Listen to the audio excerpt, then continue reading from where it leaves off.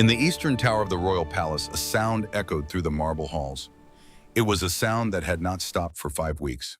The crying of two infant princes, raw and relentless, piercing through stone walls and silk curtains alike. In the grand nursery, 15 nursemaids stood in various stages of exhaustion. Some leaned against the carved mahogany walls. Others sat on velvet cushions, their fine uniforms rumpled and stained. And in the center of the room, in twin cradles draped with cloth of gold, Sebastian and Theodore thrashed and screamed with the kind of desperation that breaks hearts and shatters nerves. Helena, the head nursemaid, pressed trembling fingers to her temples. Dark circles shadowed her eyes. Her graying hair, usually pinned in a perfect coil, hung loose around her shoulders. She had tried everything: warm milk, cool cloths, rocking, singing, prayer. Nothing worked. Nothing had worked for 5 weeks. The princes were 2 years old. Old enough to walk, though they rarely did anymore. Old enough to speak simple words, though they had not spoken since their mother left. They only cried, day after day, night after night, a sound that had become as constant as the palace bells. Helena looked at the other nursemaids. She saw her own exhaustion reflected in their faces. They worked in shifts now, 4 hours at a time. Any longer, and they began to hear the crying even in their sleep. Outside the nursery windows, autumn rain fell on the palace gardens. The leaves had turned gold and crimson, but no one noticed. The beauty of the season seemed like mockery when the palace itself had become a prison of sound. Down in the kitchens, far below the nursery, a girl stood elbow-deep in dishwater. Rosalind was 13 years old, though she looked younger. Small for her age, with dark hair that never quite stayed in its braid and eyes the color of river stones. She wore the plain gray uniform of a scullery maid, the lowest rank in the palace hierarchy. The fabric was rough against her skin, already damp from the steam rising from the washing basin. Around her, the evening shift moved in practiced chaos. Cooks shouted orders. Kitchen boys ran between the ovens and the serving stations. House servants swept in with silver platters barely touched, the remains of dinners that no one had appetite for anymore. Not with that sound echoing through every room. A platter crashed into the basin next to Rosa, sending a wave of greasy water across her chest. She gasped and stumbled back. Chunks of congealed fat clung to her apron. The smell of old meat and wine made her stomach turn. She looked up instinctively, some small part of her still hoping for an apology, still believing that people might be kind. But the house servant was already turning away, laughing at something his companion said. Rosa heard fragments of their conversation. Those princes are at it again. Non-stop for 5 weeks now. The king has not slept properly since the queen left. Their voices faded as they disappeared through the doorway. Rosa exhaled slowly and returned to her washing. Her hands were raw and wrinkled from the water. Her shoulders ached from hours of scrubbing, but she kept working because stopping meant thinking, and thinking meant remembering. She whispered to herself so quietly that no one could hear. One day, you will matter. The voice cut across the kitchen like a knife. Who are you talking to? Rosa's stomach dropped. She turned to find Ivy standing in the doorway. 10 years old, 2 years younger than Rosa, but Ivy had something Rosa would never have. She had shifted for the first time last spring, transforming into a sleek red wolf that made the adults coo with pride. That made all the difference in this world. Rosa kept her eyes on the pot in her hands. No one. She scrubbed harder, though the copper already gleamed. Do not react. Do not give them satisfaction. The apple core hit Rosa's temple hard enough to blur her vision. She flinched. Her hands jerked in the water. The pot slipped from her grip and landed with a tremendous splash. Laughter erupted. Not just from Ivy now. Some of the scullery maids had turned to watch. Entertainment was scarce in the palace these days. The head cook's voice boomed across the kitchen. Rosalind, clean yourself up and get out of my kitchen. You are dripping all over my floor. Rosa's voice came out barely above a whisper. Yes, Chef Whitmore. She grabbed a rag that reeked of onions and something sour and fled. Low, bitter laughter followed her into the corridor. Her bedroom, if it could be called that, had once been a storage cupboard. There was space enough for a thin straw mattress and nothing more. Rosa pulled the door shut behind her and stood in the darkness. From somewhere far above, muffled by stone and distance, came that sound. Thin and wavering, the crying of the princes. It never truly stopped. Sometimes it faded enough that you could almost forget it. But then it would surge back, piercing and relentless. A reminder that something in the palace was broken. Rosa sank down onto her mattress and wrapped her arms around her knees. In the darkness, she allowed herself to remember. She had been small, 5, maybe 6 years old.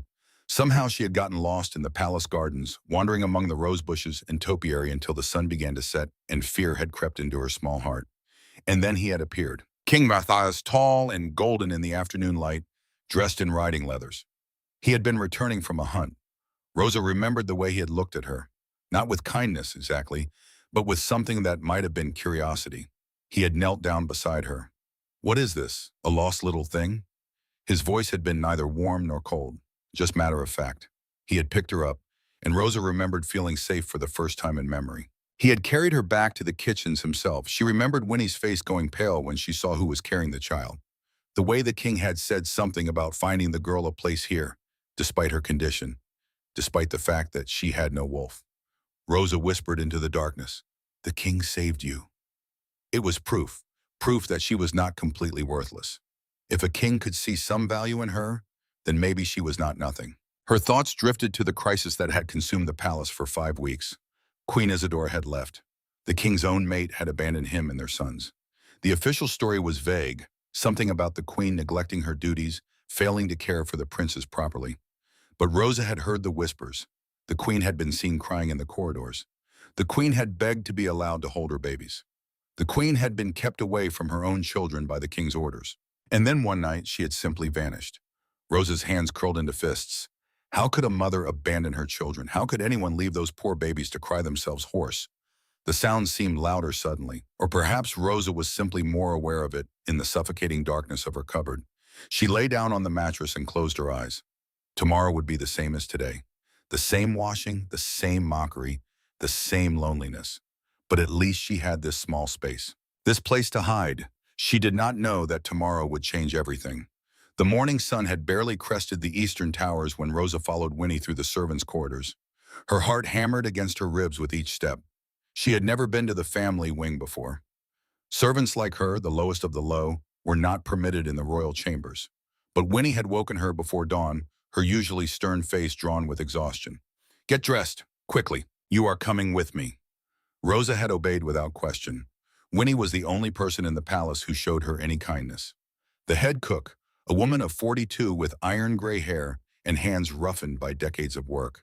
She had been the one to find Rosa in the gardens that day, the one who had convinced the king to let the child stay. Now they climbed the marble stairs, and with each step, the crying grew louder. Helena met them at the nursery door. The head nursemaid looked like she had aged 10 years in 5 weeks. Her hands shook as she gripped Winnie's arm. "Please, I do not know what else to do. We have tried everything. The king is threatening to dismiss the entire household staff if we cannot make them stop." Winnie's jaw tightened. "Show me." The nursery was beautiful. Even in her distress, Rosa could see that. High ceilings painted with clouds and songbirds, windows that overlooked the palace gardens, thick carpets in shades of blue and gold, and in the center, twin cradles carved from dark wood and draped with silk. Inside those cradles, 2 small bodies writhed and screamed. Rosa had never heard anything like it. This was not the fussing of tired babies. This was grief, raw and animal and utterly inconsolable. 3 nursemaids huddled near the windows, their faces haggard. They barely looked up when Winnie entered. Winnie moved to the nearest cradle without hesitation. She lifted Sebastian, the older twin, by 7 minutes and settled him against her chest. She swayed gently, humming a lullaby Rosa recognized from her own childhood. The baby screamed louder. He turned his face away from Winnie, his little fists flailing. His brother Theodore took up the cry in harmony, their voices blending into a sound that made Rosa's bones ache. Winnie tried everything, rocking, singing, walking in slow circles around the room. Nothing changed. If anything, the crying intensified. Rosa stood frozen near the door, holding the basket of clean linens Winnie had asked her to carry. She watched the woman who had been her only kindness in this place fail utterly to comfort these children. And then, without thinking, without planning, Rosa's feet moved. She crossed the room in a daze. She reached the second cradle and looked down at Theodore. His face was red and swollen from crying. His whole body shook with the force of his screams. Rosa set down the basket. She laid her hand on the baby's heaving chest.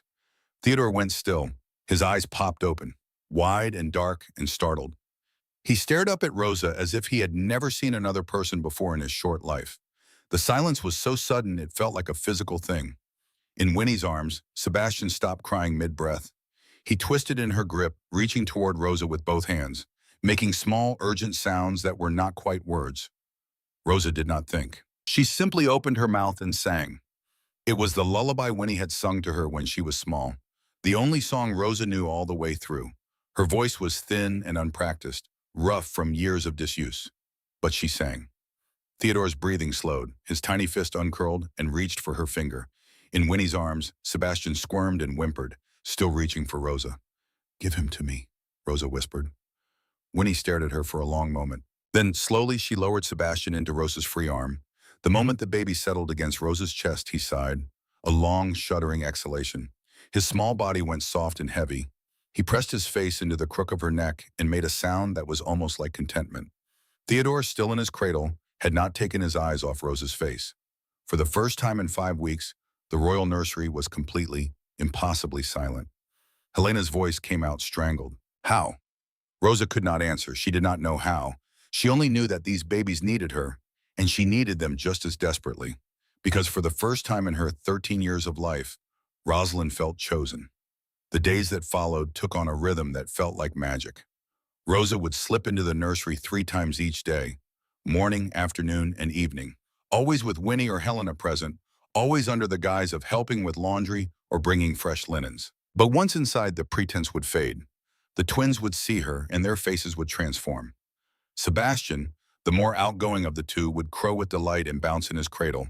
Theodore, quieter and more watchful, would simply reach for her with both hands and refuse to let go. Rosa would gather them into her arms, and they would calm instantly. She would sing to them soft lullabies and nonsense songs. She would tell them stories about the gardens she had explored as a child, about the birds that nested in the palace eaves, about nothing and everything, and they would listen as if her voice was the only sound in the world that mattered. The weeks turned to months. Autumn gave way to winter, and winter softened into spring. The twins grew from babies into toddlers, learning to walk and babble and play. And through it all, Rosa was their constant. Helena and Winnie kept the secret carefully. The other nursemaids were sworn to silence, threatened with dismissal if they spoke of the wolfless scullery maid who had succeeded where everyone else had failed. But whispers spread anyway. They always did in a place like this. Rosa heard them in the corridors, saw them in the sidelong glances of the other servants. The king himself could not calm them. But a kitchen girl can. Unnatural, that is what it is. Rosa did not care about the whispers. She had Sebastian and Theodore, and they had her. That was enough. One afternoon in early spring, Rosa knelt on the thick carpet and watched the twins play. They were nearly 3 years old now, sturdy and bright-eyed. Sebastian was trying to stack wooden blocks while Theodore crawled in circles around them, occasionally knocking the tower down with a shriek of laughter. Rosa reached for Sebastian as he lunged playfully for his brother, but her hand caught on a splinter from one of the wooden blocks. A thin line of blood appeared across her palm. "Ow," she said softly, examining the small cut. Both twins immediately stopped playing. They crawled to her with urgent sounds, their small faces creased with concern. Theodore reached her first and grabbed her injured hand, pressing it against his cheek. Sebastian did the same from the other side. "It is all right, my little terrors, just a scratch." But as she held her hand, she noticed something odd. The sting was fading, faster than it should. She pulled her hand back gently and looked at her palm. The cut was still there, but it looked smaller, less angry, as if it had been healing for hours instead of seconds. "Silly me," she murmured, dismissing the thought. "It was not as bad as I thought." She pulled both boys into her lap, and they went willingly, settling against her like puppies seeking warmth. "You are my little terrors," she murmured, pressing kisses to the tops of their heads. "Do you know that?" Theodore looked up at her with those solemn dark eyes and patted her cheek with one small hand. Sebastian just giggled and burrowed closer. Behind them, Winnie watched from the doorway. Her expression was troubled. Rosa caught the look and felt something cold settle in her stomach. But before she could ask, the nursery door slammed open. King Matthias stood in the doorway. Rosa had seen the king from a distance many times over the years. At ceremonies and formal dinners, walking through the palace grounds with his advisors.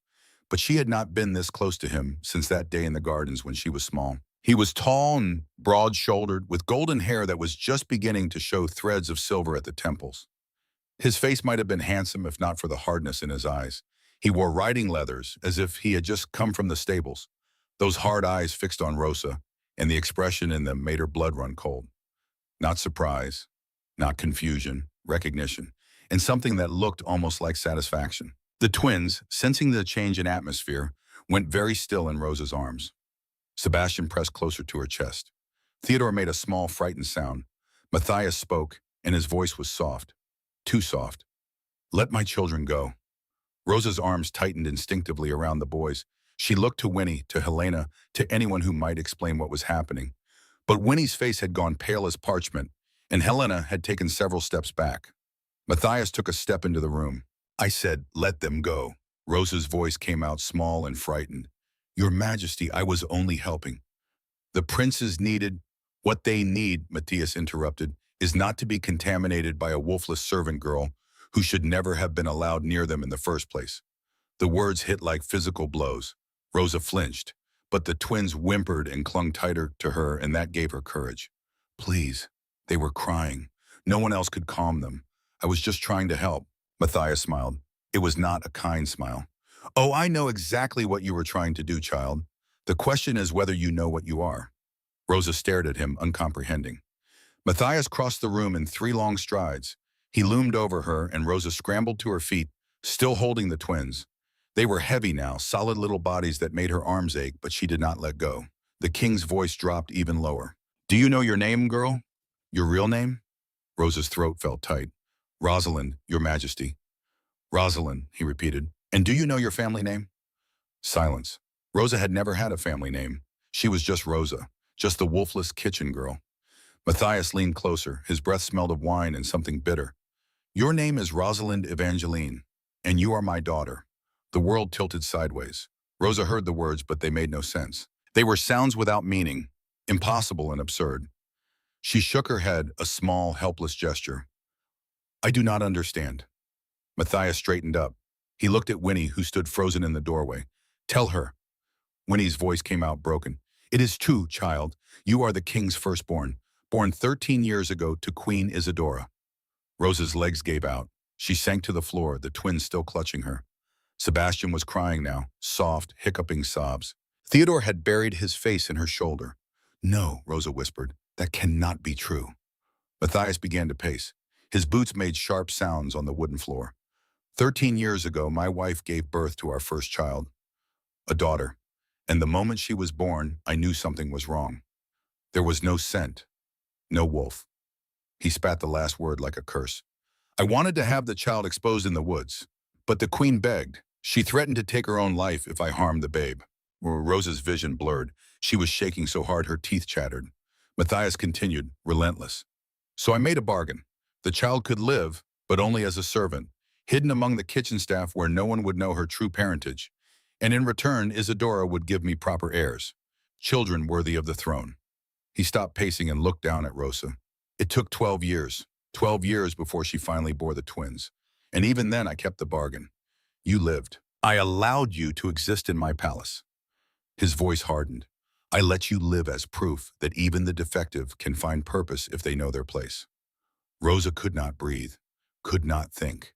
The entire foundation of her world had crumbled to dust. Every kind word she had imagined from the king in the gardens. Every moment she had told herself she mattered because he had saved her. All of it was a lie. Sebastian and Theodore were crying in earnest now, their small bodies shaking. They did not understand the words, but they understood the fear rolling off Rosa in waves. Matthias gestured sharply toward them. You see, even now you poison them with your presence. They should not love you. They should not need you. Helena took a tentative step forward. Your Majesty, perhaps if we... Silence. The word cracked like a whip. Helena stepped back. Matthias turned his attention fully to Rosa. I have allowed this charade to continue for 10 months, but I see now that it has gone too far. My sons have bonded with you. They prefer you to their own father. His hands clenched into fists. That ends today. You are to leave this palace immediately. I am sending you to the northern forests, to a hunting lodge that has been abandoned for years. You will live there alone, with only basic supplies.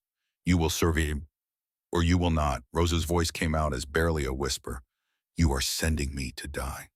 Matthias did not deny it. If you have the strength to survive, you may live. If not, well, perhaps that is also mercy. He snapped his fingers, and 2 palace guards appeared in the doorway. They moved toward Rosa with mechanical efficiency. Rosa clutched the twins tighter. Theodore was screaming now, his face red and wet with tears. Sebastian had his arms locked around Rosa's neck with a grip that would leave bruises. "Please," Rosa gasped. "Please do not do this. They need me. They need to learn that people leave. Better they learn it now." The guards reached for the twins. Rosa tried to hold on, but they were stronger. They pried Sebastian's small hands from around her neck. They lifted Theodore from her lap despite his thrashing. The boy screamed, high, terrified wails that cut through Rosa like knives. They reached for her with both arms outstretched, their faces contorted with fear and confusion. "Mama," Theodore sobbed. "Come, child. Do not make it worse." Come, child, do not make it worse." But Rosa could not move, could not look away from Sebastian and Theodore, still reaching for her even as the guards carried them from the room. Their cries echoed down the corridor, growing fainter but never truly fading. Matthias looked at Rosa one last time. His expression was unreadable. "The wagon leaves at sunset. Be ready." Then he turned and walked away, and the guards followed, carrying the screaming princes with them. Rosa collapsed. Winnie caught her and lowered her gently to the floor. Rosa curled onto her side and sobbed, great heaving gasps that felt like they might tear her apart. Winnie stroked her hair and wept with her. "I tried to warn you, child," she whispered, "but you have such a good heart." Rosa could not respond, could not speak through the grief that choked her. She had lost everything, the only family she had ever known. And worst of all, she had lost two little boys who called her mama and needed her and would not understand why she had abandoned them. The wagon that came for her at sunset was old and rough, with wooden sides and no cushions. Two guards sat on the driver's bench, neither of them speaking to Rosa. They had been given their orders. Take the girl north. Leave her at the abandoned hunting lodge. Return to the palace. Simple. Clean. Final. Rosa sat in the back of the wagon with a small sack that held a week's worth of dried food, a thin blanket, and a flint for starting fires. Matthias's idea of mercy. As the wagon rolled through the palace gates, Rosa looked back one last time. She could see the eastern tower where the nursery was located. Even from this distance, she could hear the crying. Sebastian and Theodore, inconsolable once more. Winnie had come to see her off, standing at the servants' entrance with her apron twisted in her hands. She had pressed something into Rosa's palm at the last moment, a folded piece of parchment. "Do not look at it now," Winnie had whispered urgently. "Wait until you are far from here.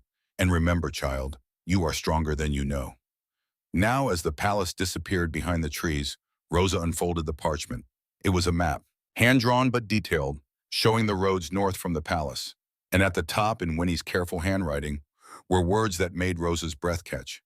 "Queen Isadora is in the northern territories. Take the boys to their mother. She never stopped loving any of you." Rosa stared at the map until her vision blurred.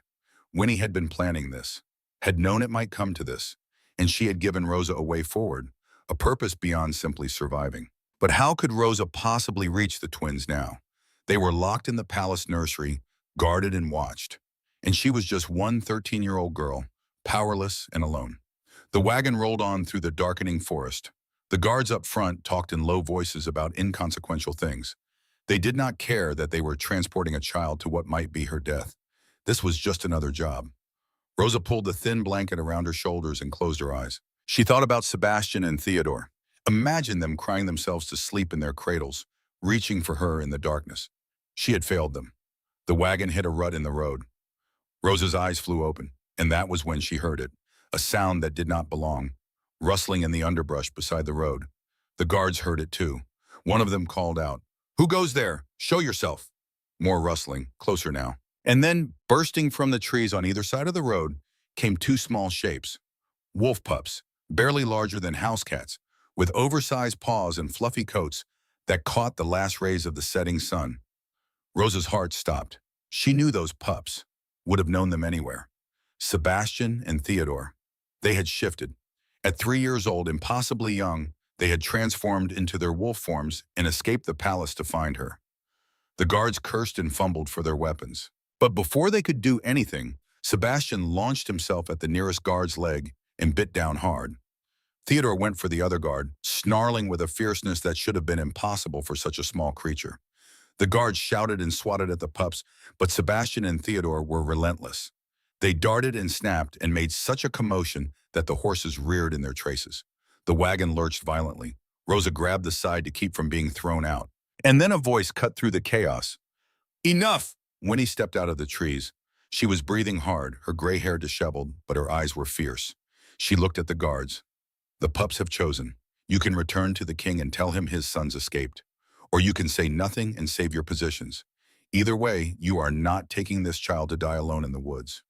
The guards looked at each other. One of them, the younger, shifted uncomfortably. The king will have our heads if we return without her. Then say she escaped with the pups. Say you could not catch her. Do you really want to explain to King Matthias that his heirs are missing? The guards paled at that. After a long moment, the older one cursed and snapped the reins. We saw nothing. We know nothing. The girl was lost in the forest. The wagon lurched forward and disappeared around the bend, leaving Rosa standing in the road with Winnie and two wolf pups who were already trying to climb her legs. Rosa dropped to her knees and gathered them into her arms. Sebastian licked her face frantically. Theodore pressed his small snout against her neck and made soft whining sounds. You came for me, Rosa whispered.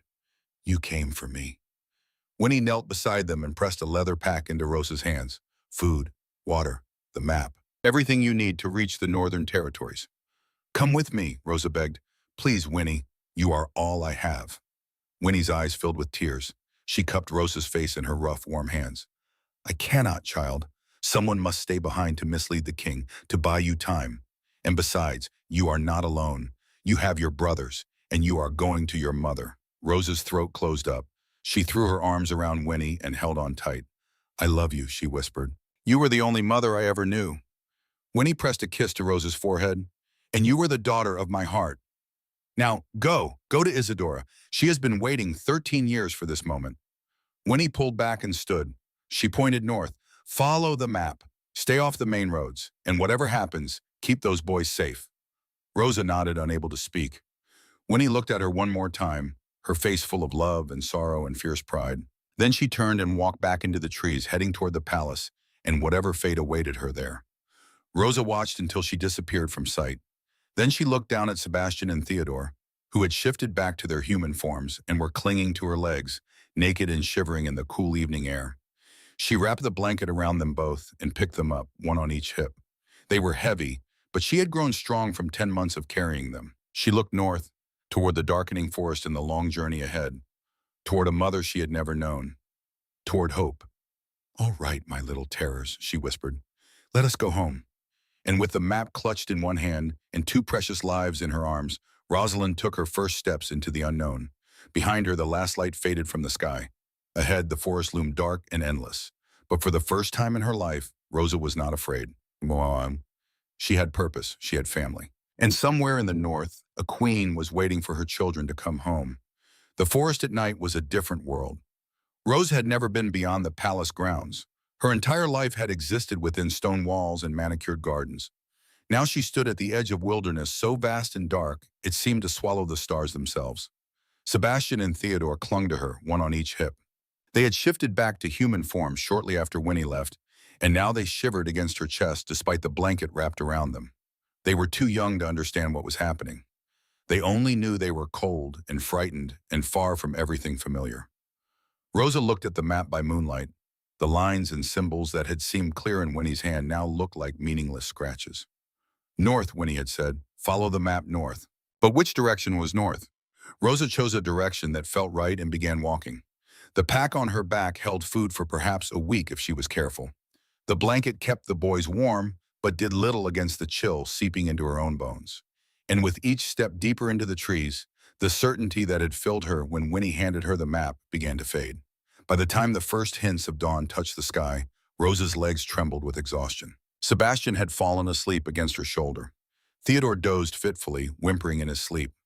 Rosa found a hollow between the roots of an ancient oak and sank down gratefully. She arranged the blanket around the boys and pulled them close. Their small bodies were warm against hers. Their breathing gradually slowed and deepened into true sleep. Rosa tried to stay awake, tried to keep watch, but exhaustion pulled at her like a tide, and eventually her eyes closed. She woke to Theodore's frightened cry. The sun was high overhead. Rosa had slept for hours, and in that time, the twins had woken hungry and confused. Sebastian was crying softly, his face buried in the blanket. Theodore stood a few feet away, staring at the forest around them with woo-eye, terrified eyes. Rosa's stomach clenched with guilt. She fumbled in the pack and found dried meat and hard bread. She broke off small pieces and gave them to the boys. They ate without enthusiasm, their eyes never leaving her face.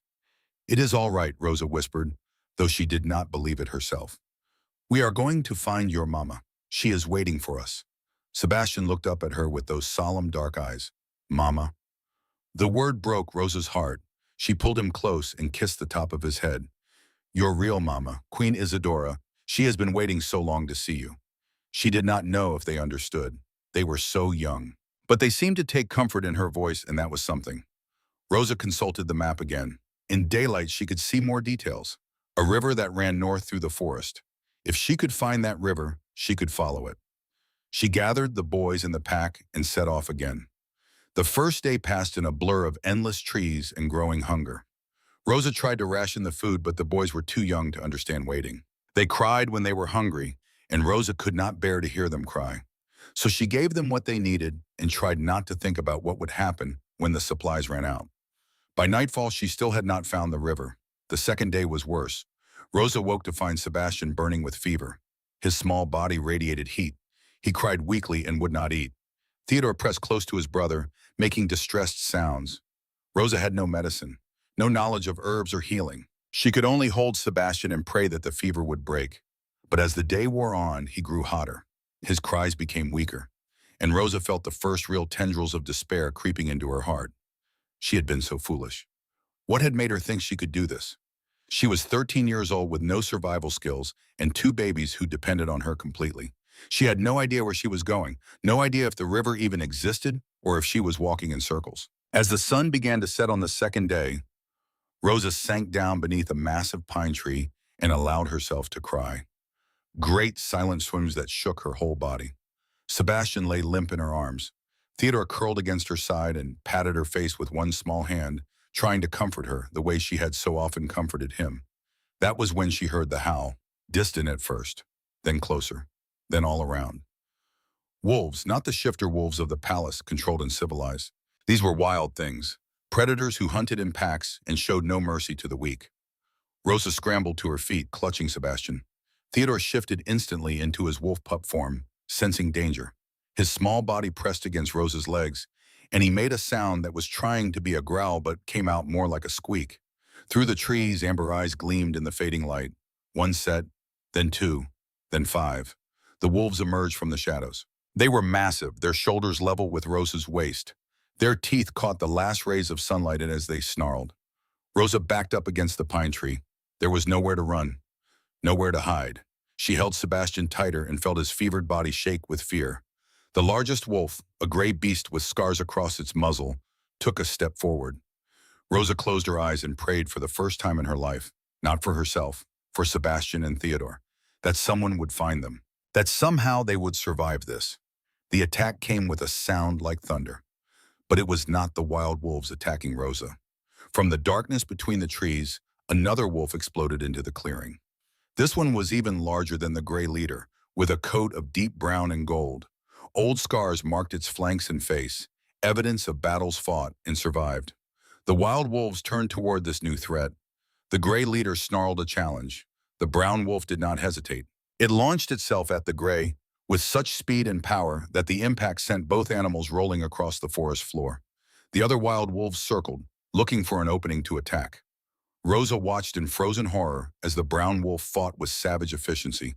It was outnumbered 5-1, but it moved like violence made flesh. Every strike was calculated. Every bite found its mark.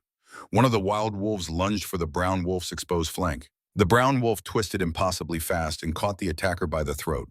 The sound that followed made Rosa press Sebastian's face into her shoulder so he would not see. The remaining wild wolves backed away. Their leader lay still on the ground. Two others were injured badly enough that they could barely stand. The survivors melted back into the forest, their howls fading into the distance.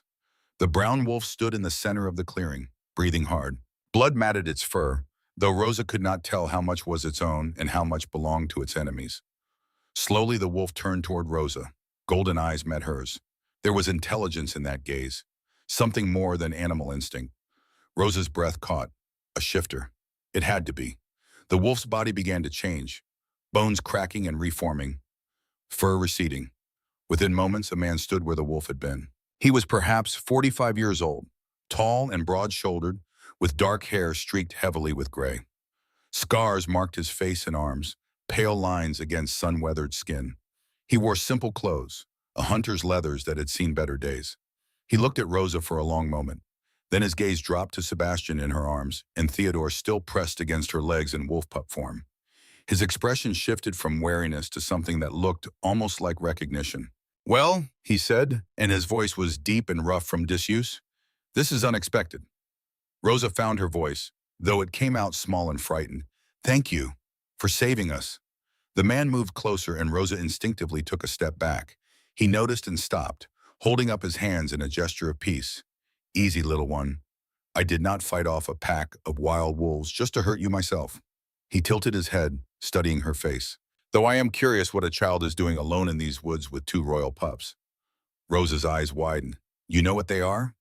I would have to be blind not to recognize the king's sons. The question is how you came to have them, and why you are running north as if all the hounds of hell were on your trail." Rosa hesitated. Every instinct told her not to trust strangers. But this man had saved their lives. And something in his face, beneath the scars and the hardness, seemed kind.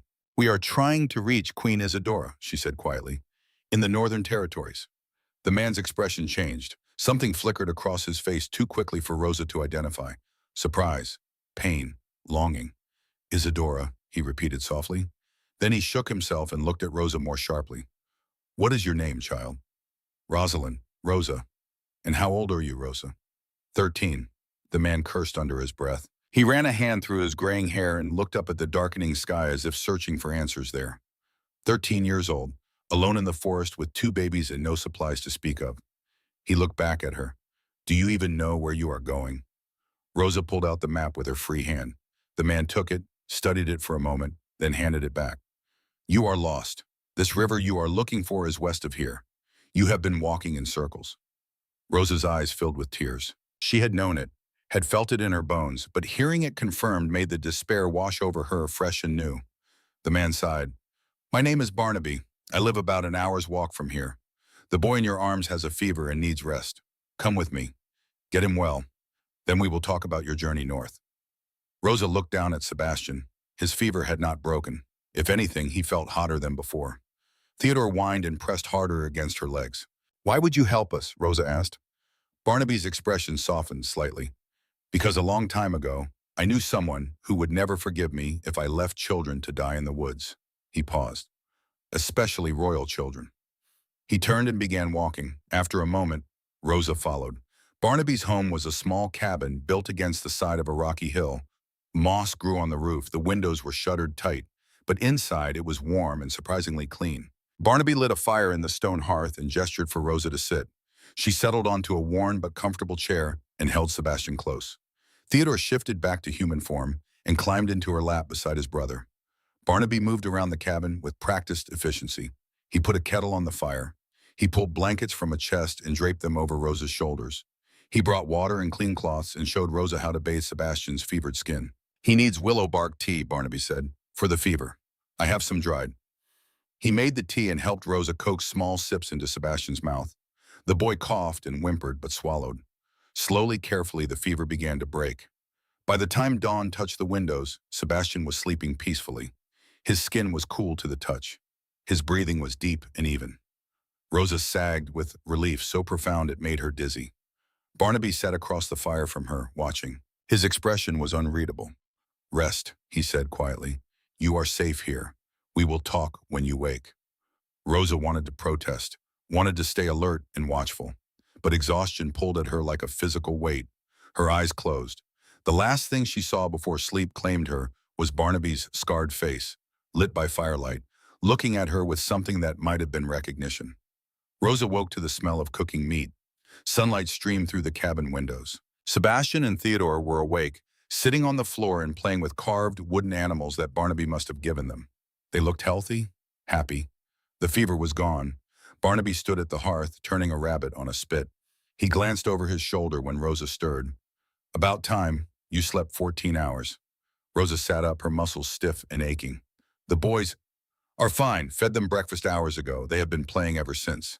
As if to prove his point, Theodore knocked over a wooden tower Sebastian had built. Sebastian shrieked and tackled his brother. They rolled across the floor, giggling. Rosa could not help but smile. It was the first time in days she had seen them play like normal children. Barnaby brought her food: roasted rabbit, wild greens, bread that was slightly stale but still edible. Rosa ate ravenously.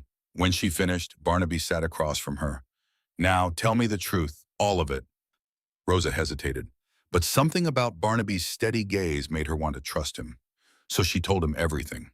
The palace, the crying twins, the 10 months she had cared for them, Matthias discovering her and revealing her true identity, the attempted exile, the escape. Barnaby listened without interrupting, but as Rosa spoke, his expression grew darker. When she finished, silence filled the cabin. Finally, Barnaby spoke, and his voice was rough with suppressed anger. Matthias sent his own daughter to die in the woods. He said I had no value. Barnaby's hands clenched into fists. He is a monster. He always was. Rosa looked at him carefully. You know the king. I knew him. Once. Barnaby stood and paced to the window. I was the royal swordmaster. I trained the palace guards, including Princess Isadora, before she became queen. Rosa's breath caught. You knew my mother? Barnaby turned, and the look on his face was complicated, sad and tender and full of old pain. I knew her well. She was 18 when she came to me, demanding I teach her to fight. She was brilliant, quick and fierce. He smiled slightly at the memory. She became my friend. The way he said friend made Rosa think it had been more than that, but she did not press. What happened? She married Matthias. It was an arranged match, and Matthias was jealous. He saw how Isadora and I spoke to each other. He convinced himself there was something improper. Barnaby's expression hardened. He dismissed me, spread rumors. I left the palace with nothing, came here to the forest to live alone. Barnaby returned to his chair and looked at Rosa. That was 12 years ago. I have not seen Isadora since the day she married. Rosa thought about Winnie's words, about how Isadora had been kept prisoner in her own palace. She was not happy, Rosa said softly. Matthias kept her locked away. Barnaby's jaw tightened. He said nothing for a long moment. Then, you need to reach her. She needs to know her children are safe. Will you help us? Please, I do not know the way. Barnaby looked at Sebastian and Theodore, still playing with their wooden toys. He looked at Rosa, 13 years old and utterly alone, except for 2 babies who loved her as if she were their whole world. I will take you as far as the river, he said finally. Show you the way. Make sure you have supplies. Thank you. But even as Rosa said it, she saw something shift in Barnaby's expression, some internal decision being made. He did not voice it, not yet, but Rosa felt it anyway. They left at first light the next morning. Barnaby had spent the previous day preparing. He showed Rosa how to pack efficiently, how to carry the boys so her back would not give out, how to recognize edible plants and find clean water. The twins seemed to sense they were leaving. They clung to Rosa, but did not cry. They had learned in their short lives that crying did not always bring comfort. The forest that had seemed so terrifying when Rosa was alone became almost beautiful with Barnaby leading the way. He moved through the trees like he had been born there, reading signs Rosa could not see and avoiding dangers she did not know existed. At night, he built fires that gave warmth without smoke. He set snares that caught rabbits and small game. He showed Rosa how to gut and clean the animals, though the first time made her stomach turn. You will need to know this, he said patiently. The days passed in steady rhythm, walking from dawn until dusk, making camp, eating, sleeping under stars that seemed impossibly bright after a lifetime beneath palace ceilings. On the 5th night, after the twins had fallen asleep wrapped in a blanket near the fire, Rosa worked up the courage to ask, You are coming with us all the way, are not you? Barnaby poked at the fire with a stick. His face was shadowed, hard to read. I told myself I would only take you to the river. But I keep thinking about what Isadora must have endured. 12 years married to that man, 12 years separated from her child. He stopped, drew a breath. I cannot let you do this alone. He looked at Rosa. I would never forgive myself. Rosa felt tears prick her eyes. She blinked them back. Thank you. Barnaby nodded. Then, almost awkwardly, he said, You remind me of her, Isadora, the same courage. I do not feel very courageous. Courage is not the absence of fear, child. It is continuing despite it. The days turned into a week. then 2, then 3. Rosa learned to walk for hours without complaint. She learned to read the sky for weather, to listen to the forest for danger.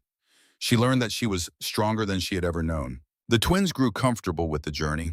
They walked more on their own now, though they still needed to be carried when they grew tired.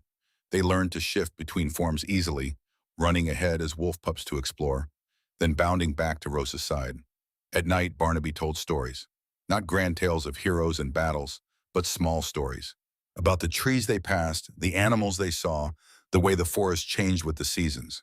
And sometimes, late at night, when he thought Rosa was asleep, he would speak of Isadora, of the way she had laughed, of her determination, of the day she married Matthias and Barnaby had stood in the crowd and felt his heart break. Rosa listened and understood. Barnaby had loved Isadora, perhaps still loved her, and he had carried that love for 12 years, buried deep but never forgotten. On the 14th night, Rosa woke to find Barnaby sitting up, staring into the darkness beyond their camp. His hand rested on the hilt of a long knife. "What is it?" Rosa whispered. "We are being followed. Have been for 2 days." Rosa's blood went cold. "The king's men?" "Most likely. They are good, staying far enough back that I almost did not notice." "What do we do?" Barnaby's expression was grim. "We move faster. Try to reach the northern territories before they catch us. Once we cross into Isadora's land, Matthias's guards will not dare follow." They broke camp before dawn. Barnaby set a punishing pace. The twins, sensing the urgency, stayed quiet. When they grew too tired to walk, Rosa carried them. When her arms gave out, Barnaby took them. They traveled like this for 5 days, hardly stopping to rest. Rosa's body screamed in protest. Her feet bled inside her boots, but she did not complain. On the 19th night, the attack came. They had made camp in a small clearing beside a stream. Barnaby had built the fire small and smokeless. The twins were asleep, curled together under a blanket. Rosa was dozing, her back against a tree. She woke to Barnaby's hand over her mouth. "Do not make a sound," he breathed in her ear. "Take the boys and hide in those rocks. Do not come out no matter what you hear." Rosa's heart hammered, but she nodded. Barnaby removed his hand. Rosa scooped up the twins, blanket and all. They woke but stayed silent, their eyes wide with fear. She carried them to an outcropping of boulders at the edge of the clearing and wedged herself between them. Through a gap in the rocks, she could see the camp. Barnaby stood in the center of the clearing, his knife in one hand. He had shifted partially, his eyes gleaming gold in the firelight, his canines elongated. From the trees emerged 3 figures, palace guards in leather armor, swords drawn. Behind them, tracker wolves. The same animals Matthias used to hunt escaped prisoners. The late guard spoke. "We are here for the princes. Give them to us, and we will let you live." Barnaby's laugh was cold. "I think not. We outnumber you. You hunt children through the forest. That ends here." The guard nodded to his companions. They spread out, circling. The tracker wolves attacked first. They were fast, coordinated, trained killers. But Barnaby was faster. He shifted fully, and the brown wolf that had saved Rosa in the forest emerged once more. He met the first tracker wolf mid-leap, and they crashed to the ground in a tangle of fur and teeth. The guards rushed forward with their swords. Rosa watched in horror as Barnaby fought 3 wolves and 3 armed men simultaneously. It should have been impossible, but Barnaby moved like fury given form. Every motion was precise. Every strike was deadly. One of the guards got through his defense. A blade flashed in the firelight. Rosa saw it slice across Barnaby's flank, saw blood spray dark across the ground. Barnaby yelped but did not slow. He turned and caught the guard's sword arm in his jaws. The sound of breaking bone made Rosa press her hands over the twins' ears. The fight seemed to last forever and no time at all. When it finally ended, 2 guards lay dead. The third had fled into the forest. The tracker wolves were dead or dying. And Barnaby stood in the center of the carnage, breathing hard, blood dripping from a wound in his side. He shifted back to human form and immediately collapsed to one knee. His hand pressed against the wound, but blood seeped between his fingers. His face was pale. Rosa scrambled out from the rocks. She ran to him, the twins on her heels. "Let me see." Barnaby tried to wave her off, but he was weakening. Rosa pulled his hand away from the wound and gasped. It was deep, too deep. The kind of wound that should have already stopped bleeding, but had not. "Poisoned," Barnaby said through gritted teeth. "The blade." Rosa's hands shook. She did not know what to do. All she knew was that Barnaby was dying in front of her, and it was because he had protected them. Sebastian and Theodore, in their wolf pup forms, crept closer. They sniffed at Barnaby's wound, whining, "It is all right, little ones," Barnaby said, though his voice was weak. Theodore pressed his small nose against the wound. His tongue darted out, licking tentatively at the blood. "Do not," Barnaby started to say, then he stopped. His eyes widened. The bleeding slowed, then stopped entirely. Rosa stared in disbelief as the edges of the wound began to close. Not completely, not healed, but better. Enough that Barnaby was no longer in immediate danger. Sebastian joined his brother, licking at the wound from the other side. The healing accelerated. Barnaby looked down at them in wonder, then at Rosa. "They have healing ability. That is incredibly rare." Rosa felt tears streaming down her face, tears of relief and gratitude. "You are going to be all right." Barnaby managed a weak smile. "Thanks to these two." He tried to stand, but his legs would not hold him. Rosa caught him and helped him sit back down. "We need to keep moving," Barnaby said. "That guard will report back. More will come." "You cannot walk. You are still weak. Then you will have to help me." And she did. For the next 2 days, Rosa half-carried, half-dragged Barnaby through the forest while the twins walked beside them in their wolf forms, alert for danger. It was the hardest thing Rosa had ever done. Her muscles screamed. Her back felt like it might break. But she did not stop. Barnaby drifted in and out of consciousness. In his lucid moments, he directed their path. In his fevered moments, he spoke of the past, of Isadora's laugh, of the way she had looked the first time she successfully disarmed him in practice. Rosa listened and understood. Barnaby had loved Isadora, and he had carried that love for 12 years. On the 21st day, they crested a hill and saw it. Spread across the valley below was a military encampment, dozens of tents, smoke from cook fires, soldiers moving in organized formations, and flying from the central pavilion, a banner Rosa did not recognize but somehow knew. Queen Isadora's banner. "We made it," Rosa breathed. Barnaby, leaning heavily on her shoulder, managed a smile. "We did." They descended the hill slowly. Barnaby's strength was returning, but he still needed Rosa's support. Sebastian and Theodore had shifted back to human form and walked close on either side, their small hands gripping Rosa's skirt. As they approached the camp's perimeter, guards noticed them. Shouts went up. Soldiers rushed forward, weapons drawn. "Wait," Rosa cried. "We mean no harm. We have come to see Queen Isadora." A woman in a healer's robe pushed through the crowd. She took one look at Barnaby's wound and Rosa's exhausted face and the two small boys clinging to her. "Get them to the medical tent. Now." Strong hands helped Barnaby. Others tried to take the twins, but Sebastian and Theodore screamed and clung to Rosa with desperate strength. No one could pry them loose. "Let them stay with her," the healer said. "Come, child, you are safe now." They were led through the camp. Soldiers and servants stared, whispered. Rosa heard fragments of conversation. "The princess? But how? That girl, she looks like—" They reached a large tent and were ushered inside. Barnaby was laid on a cot. The healer began examining his wound while Rosa stood nearby, the twins still attached to her. "Someone needs to inform Her Majesty," the healer said to one of the guards. "Tell her we have visitors she will want to meet." The guard left. Rosa's heart began to pound. This was it. After 21 days of running, of fear, of near death, she was about to meet the woman who had given birth to her, the woman who was supposed to be her mother. The tent flap opened. A woman stepped inside, and the entire world seemed to hold its breath. She was tall and slender, with dark hair pulled back in a braid. Her face was beautiful but marked by grief, by lines of pain that spoke of years of suffering. She wore simple armor, practical and well-used. A sword hung at her hip. Her eyes swept the tent, landed on the twins. Her hand went to her mouth. Her whole body began to shake. "My sons," she whispered. "My babies." Sebastian and Theodore turned toward her. For a moment, they hesitated. They did not remember this woman, had been too young when she left to have formed memories. But something deeper than memory recognized her. Some bond of blood and scent. Theodore took a tentative step toward her, then another. Then he was running and Sebastian followed, and Queen Isadora dropped to her knees and caught them both in her arms. She wept, great heaving sobs that shook her entire body. She held the twins and rocked them and whispered words Rosa could not hear. The boys clung to her, their small faces pressed against her shoulders. Everyone in the tent looked away.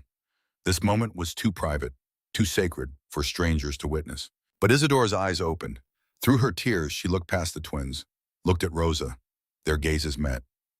Isadora went utterly still. Her eyes moved over Rosa's face, the shape of her nose, the curve of her jaw, the color of her eyes. Recognition dawned like sunrise. No, Isadora breathed. It cannot be. She stood slowly, the twins still in her arms, and took a step toward Rosa. Then another. Rosa could not move, could not breathe. She felt pinned by that gaze, by the intensity of emotion she saw there. Rosalind? Isadora's voice broke on the name. Elodie?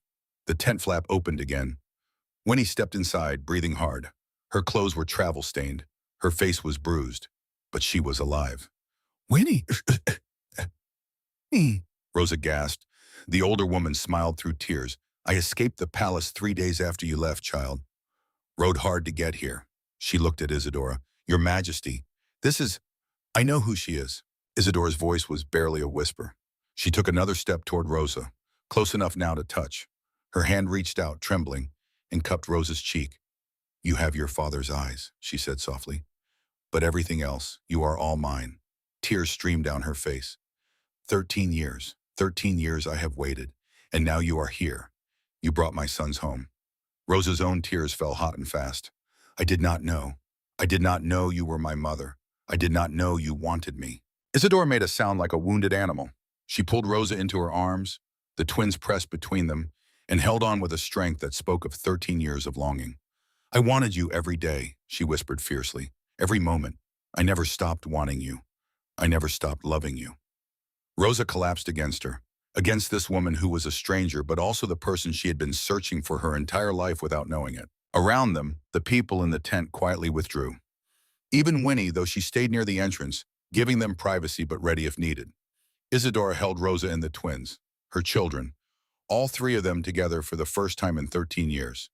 And outside the tent, Barnaby lay on his cot and listened to the sound of Isadora's voice, the voice he had not heard in over a decade, and felt his own tears fall silent and unnoticed in the dim light. The journey was over. But the story of their healing had only just begun. The days that followed their arrival passed in a haze of healing and discovery. Barnaby recovered slowly under the care of skilled healers. The poison had left his body weak, but the combination of medicine and the twins' miraculous healing ability worked wonders. Within a week, he could stand without assistance. Within 2, he could walk the camp perimeter. Rosa watched him carefully. Watched the way his eyes sought out Isadora's tent, even when he pretended not to. Watched the way his hands clenched when he heard her voice giving orders to her commanders. Isadora ran her war camp with quiet efficiency. She had been gathering forces for months, preparing to march on the palace and reclaim what Matthias had stolen. But now that she had her sons back, now that she had Rosa, the urgency had shifted into something else. First, there was healing to be done. Rosa spent hours with Isadora each day. Sometimes they spoke. More often, they simply sat together while the twins played nearby, learning each other through silence and small gestures. Isadora told stories of Rosa's infancy, the way she had laughed before she could speak, the way she had reached for her mother's face with tiny perfect hands. I used to stand outside the kitchens, Isadora said one afternoon, her voice distant with memory. Winnie would bring you to the window, just for a moment, just so I could see you were alive and growing. Rosa sat cross-legged on the carpet of Isadora's tent, Sebastian and Theodore building towers with wooden blocks beside her. The late afternoon sun filtered through the canvas, painting everything in shades of amber. Did you ever try to escape before? 7 times. Isadora's smile was bitter. Matthias caught me every time. After the 3rd attempt, he told me if I tried again, he would have you killed. Rosa reached out tentatively and took her mother's hand. Isadora's fingers closed around hers with desperate strength. Winnie helped me escape. She and others loyal to me. We fled in the night, and I have been gathering an army ever since. You do not have to now. We are here. Isadora looked at her daughter, 13 years old, small for her age, still bearing the scars of a lifetime of cruelty, but alive, brave, whole. You brought them to me. You walked through wilderness and danger to return my sons. You wanted me. All this time you wanted me. Rosa's voice broke. That is enough. They sat together as the sun set, hands clasped, while the twins dozed between them. On the 10th day, Barnaby appeared at Isadora's tent. Rosa was inside, helping the twins dress after their afternoon nap. She heard the guard announce a visitor, and Isadora's sharp intake of breath. Send him in. Rosa looked up as Barnaby entered. He moved stiffly, favoring his injured side, but he was clean and dressed in simple but well-made clothes. Someone had trimmed his hair and beard. He looked younger than he had in the forest. less like a hermit and more like the swordmaster he had once been. He stopped just inside the tent entrance. His eyes found Isadora and held. The silence stretched. Rosa gathered the twins and slipped quietly toward the back of the tent, giving them privacy. But she could not help listening. "Your Majesty?" Barnaby's voice was formal. "Do not." Isadora's response was sharp. "Do not call me that, not you. It has been 12 years. I am not certain I have the right to use your given name anymore. You saved my daughter's life. You protected my sons and brought them safely home. You have every right." Barnaby's jaw worked. "Rosa told me about what he did to you. I suspect she only told you a fraction of it." Another silence. Rosa peeked around the partition and saw them standing 10 feet apart, the space between them heavy with unspoken words. "You look well," Barnaby said finally. "You look like you have been living in a cave." "I have, more or less. By choice? Well, what other choice did I have? Your husband destroyed my reputation, made it impossible for me to work anywhere." Isadora flinched. "I tried to stop him." "I know." Barnaby took a step closer. "I never blamed you, Isadora. Not for one moment. You should have. You were 18 years old and did what your family demanded. That is not choice. That is duty." Isadora turned away, her shoulders tight. "I thought of you often. Wondered if you were alive, if you found someone else." Barnaby's voice went very soft. "There has never been anyone else. There never could be." Rosa saw her mother's back go rigid, saw her hands clench at her sides. "Barnaby, do not. I am not asking for anything. I just needed you to know. After all these years, I needed you to know that what I felt for you did not die." Isadora turned back to face him. Her eyes were bright with unshed tears. "I felt it too, and I hated myself for it. Hated that I could not love my husband because my heart belonged to someone I could never have." They stood there, 12 years of longing and loss between them. Then Isadora crossed the space between them and took Barnaby's scarred hands in hers. "But I am no longer married. I am no longer that powerless princess. I am a queen in my own right now. And if I want to hold your hand, no one can tell me I cannot." Barnaby's eyes closed, his fingers tightened around hers. "Isadora, we are not young anymore. We have both been broken by life. But we are here. We are alive. And I do not want to waste another day pretending I do not care for you." Barnaby opened his eyes. Whatever he saw in her face made something in him finally, fully relax. "I am not worthy of a queen. You are worthy of me. That is all that matters." And there in the amber light of the tent, with Rosa pretending not to watch and the twins sleeping peacefully nearby, Barnaby raised Isadora's hands to his lips and kissed her knuckles with a tenderness that made Rosa's throat ache. 3 weeks after their arrival, a messenger came. Rosa was in the training yard watching soldiers practice. She had begun learning basic self-defense from one of Isadora's guards. Simple moves, how to break a grip, how to fall without injury. The twins sat on a bench nearby, eating apples and cheering whenever Rosa successfully blocked a strike. A rider approached the camp gates at speed. The guards challenged him. He spoke urgently. Within minutes, Isadora and Barnaby emerged from the command tent. Rosa left her training and hurried over, the twins trailing behind her. The messenger wore the colors of a neutral house. He held out a sealed letter to Isadora. "From King Matthias, Your Majesty. I was paid to deliver it safely." Isadora took the letter as if it might bite. She broke the seal and read in silence. Her expression shifted from suspicion to disbelief. "What does it say?" Barnaby asked quietly. Isadora handed him the letter without a word. He read it, his frown deepening. This could be a trap. Of course it could. But if even a word of this is true— "What?" Rosa asked. "What does it say?" Isadora knelt down so she was eye level with her daughter. "Your father is ill, gravely ill. He asked to see us. He says he wants to make amends before he dies." Rosa's blood went cold. "I do not want to see him." "I understand, neither do I, but what? He tried to kill me. He tortured you for 13 years. Isadora cupped Rosa's face gently. "You are right, he deserves nothing. But this is not about what he deserves. This is about what you need. I do not need anything from him. Are you certain? Because hatred can poison everything. I want you to have the chance to be free of that poison." Rosa shook her head. "I cannot." "Then you do not have to, but I am going, not for him, for me. I need to look him in the eye and tell him exactly what he took from me." Barnaby placed a hand on Isadora's shoulder. "If you go, I go with you." That night, Rosa lay awake in her tent, staring at the canvas ceiling. The twins slept peacefully beside her, their small bodies warm against hers. She thought about Matthias, about the anger she carried, the hurt, the years of believing she was nothing. And she thought about Winnie's last words to her in the forest. You are stronger than you know. When dawn came, Rosa found Isadora preparing for the journey. I am coming with you. Isadora turned, surprise clear on her face.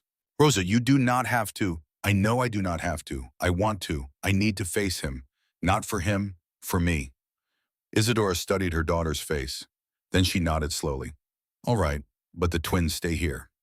It was agreed. Winnie would watch Sebastian and Theodore.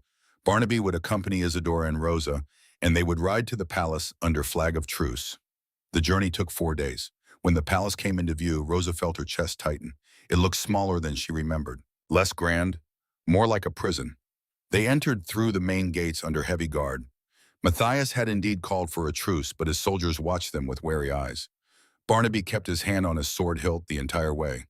They were led not to the throne room, but to a small chamber in the residential wing. And there, in a bed draped with silk, lay King Matthias. Rosa barely recognized him.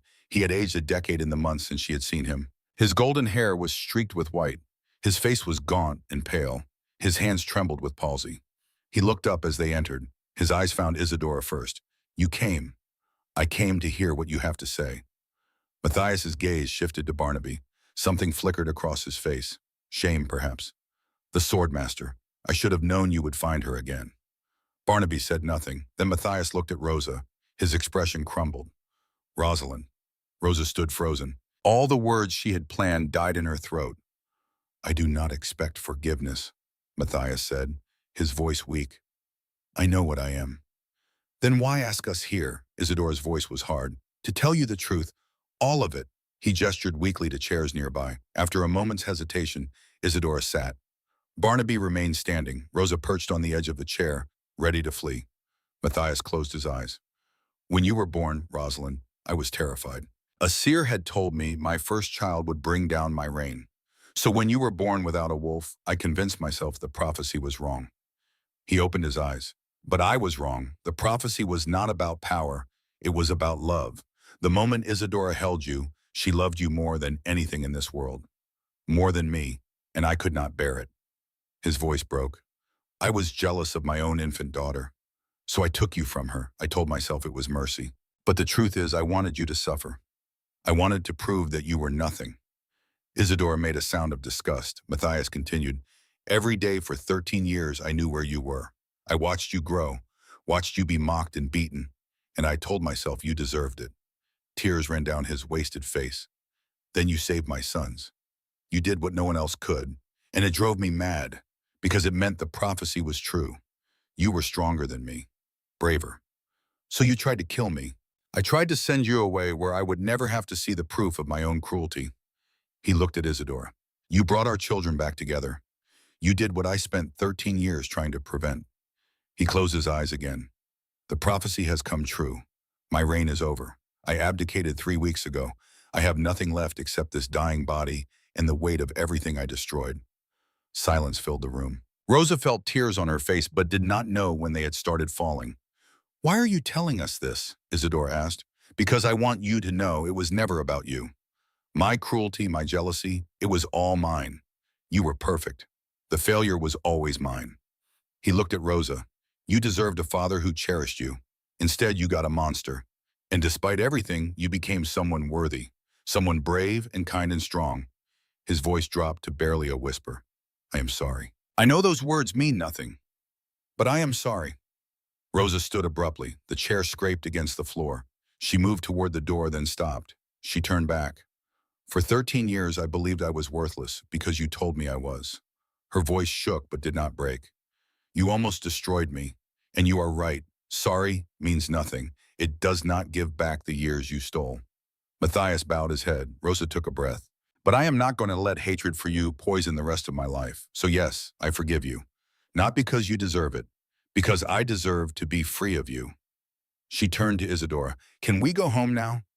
Isadora stood, her eyes shining with fierce pride. She looked at Matthias one last time. My daughter has more grace than you ever deserved. As for me, I will never forgive you, but I will let you go. You are nothing to me now. She took Rosa's hand. Goodbye, Matthias. They walked out together. Barnaby followed, closing the door with finality. In the courtyard, Rosa stopped and breathed deeply.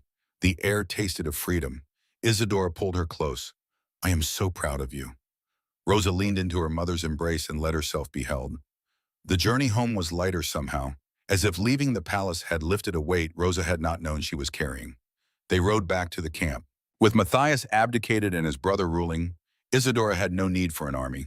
She began the process of disbanding her forces, sending soldiers home to their families. "What will you do now?" Rosa asked one evening as they sat by the fire. The twins were already asleep, curled together like puppies. Isadora looked at Barnaby, who sat across the fire. He glanced up and smiled. "We are going to find a place of our own," Isadora said, "somewhere far from palaces. A home where we can be a family. The four of us, 5 if Barnaby agrees to stay." Barnaby set down his whetstone. "Wild horses could not drag me away." Rosa felt warmth bloom in her chest. A family, a real family. "Where will we go?"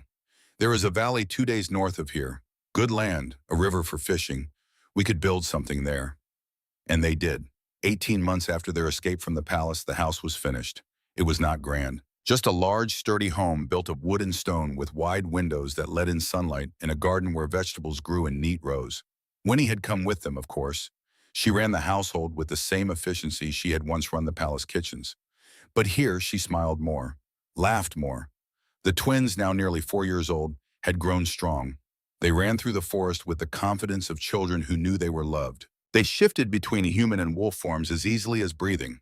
Barnaby and Isadora had married quietly in a ceremony attended only by family. No grand celebration, just 2 people who had waited 12 years, finally allowed to love each other openly.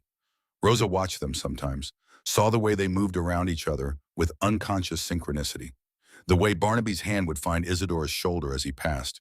The way she would lean into his touch without thought. It made her believe in love. Real love. On a bright autumn morning, Rosa walked through the forest with Sebastian and Theodore.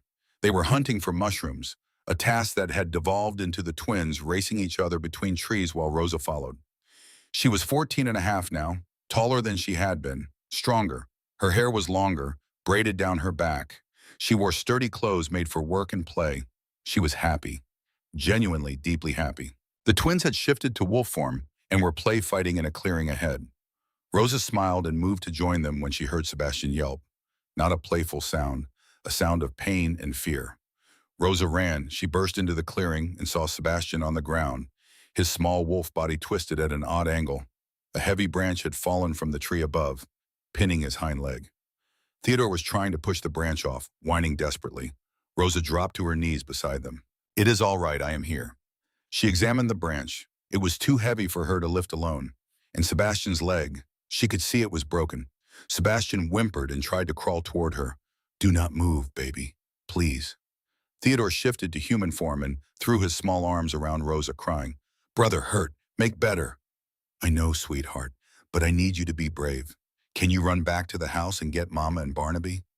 Theodore nodded, tears streaming down his face. He shifted back to wolf form and ran faster than Rosa had ever seen him move. Rosa turned her attention to Sebastian. She carefully moved the branch just enough to free his leg. He yelped again, and the sound cut through her like a knife. "I am so sorry, little one." She gathered him into her arms, trying to support the injured leg. Sebastian pressed his face against her chest and shook with pain and fear. Rosa felt something rise inside her. Not panic, something else. Something primal and fierce and protective. She would not let her brother suffer. The feeling grew, intensified. Her skin began to tingle. Her bones began to ache in a way that was not quite pain. Rosa gasped. She knew what this was. Her first shift. She tried to fight it. Sebastian needed her to get him home. But her body had other ideas. The transformation took her with a force that drove her to her knees. She felt her bones reshape, her muscles reform. Fur erupted from her skin in waves of silver white. When it was over, Rosa stood on 4 legs for the first time in her life. She looked down at Sebastian, who stared up at her with wide eyes. Even in his pain, he seemed amazed.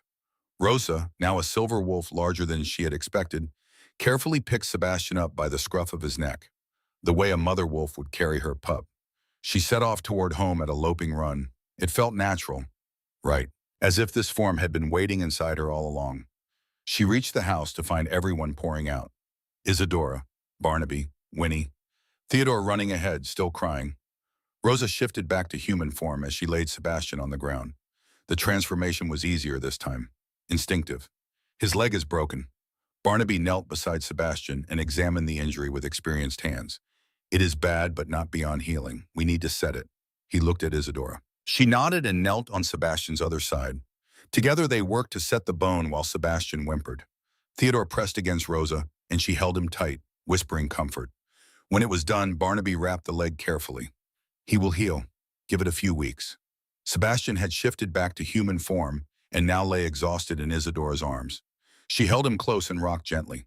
Only then did she look up at Rosa, at the silver fur still clinging to Rosa's arms. You shifted. Rosa nodded, still shaking. Isadora's eyes filled with tears, but she was smiling. How? Sebastian was hurt and I needed to protect him. And then it happened.